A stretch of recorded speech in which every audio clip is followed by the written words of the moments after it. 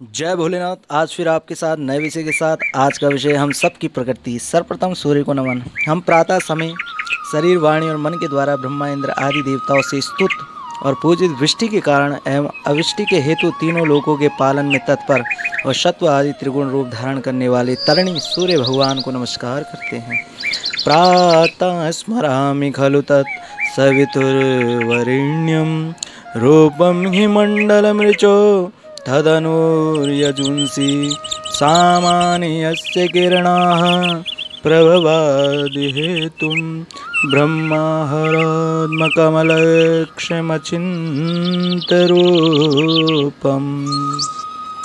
हम सूर्य भगवान के उस श्रेष्ठ रूप का प्रातः समय स्मरण करते हैं जिसका मंडल ऋग्वेद है, तनु यजुर्वेद है और किरणें सामवेद है, तथा जो ब्रह्मा का दिन है, जगत की उत्पत्ति, रक्षा और नाश का कारण है, तथा लक्ष्य और अचिंत्य स्वरूप है। प्रकृति क्या है? प्रकृति व्यापकतम अर्थ में प्राकृतिक भौतिक या पदार्थी जगत या ब्रह्मांड है। प्रकृति का संदर्भ भौतिक जगत के दृक् विशेष है हो सकता है और साम्यता जीवन से भी हो सकता है। प्रकृति का अध्ययन विज्ञान के अध्ययन का बड़ा हिस्सा है। यद्यपि मानव प्रकृति का हिस्सा है, मानवीय क्रिया को प्राय अन्य प्राकृतिक दृग्विषय से अलग श्रेणी के रूप में समझा जाता है। प्रकृति अपनी संवेदना प्रकट कर रही है।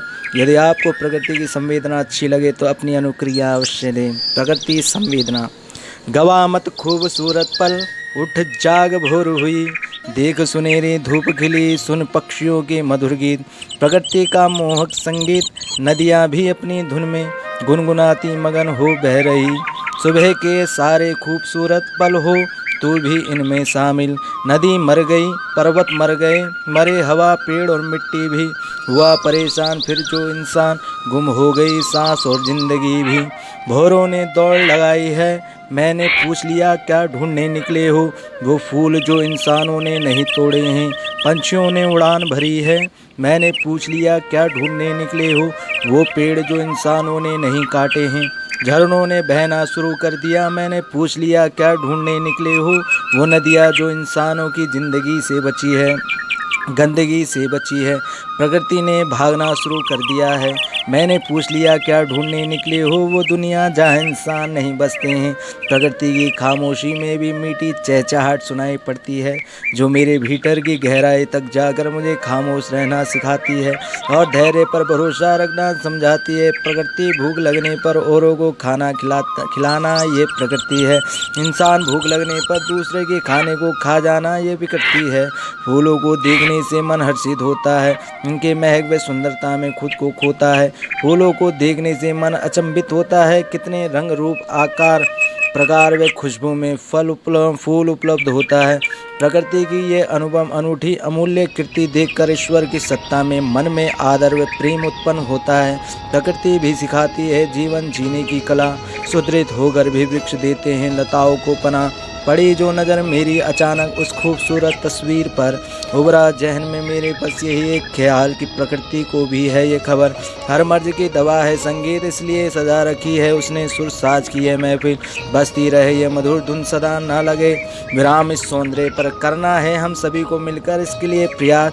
माथ पत्ती सफ़ेद मोगरे की जूड़े वे सजे हैं मैं के गुलाब। प्रकृति की सुंदरता भव्य निराली है, देखो मिलकर पेड़ों से किस तरह मस्ती में खिलाती डाली डाली है। मातृत्व भरा व्यवहार और है करुणामयी जिसकी दृष्टि। ध्यान रखिए उस प्रकृति का, खुशहाल रखिए अपनी सृष्टि। यदि आपको प्रकृति संवेदना अच्छी लगी हो तो अपनी अनुक्रिया चैनल को सब्सक्राइब्स के माध्यम से दे सकते हैं।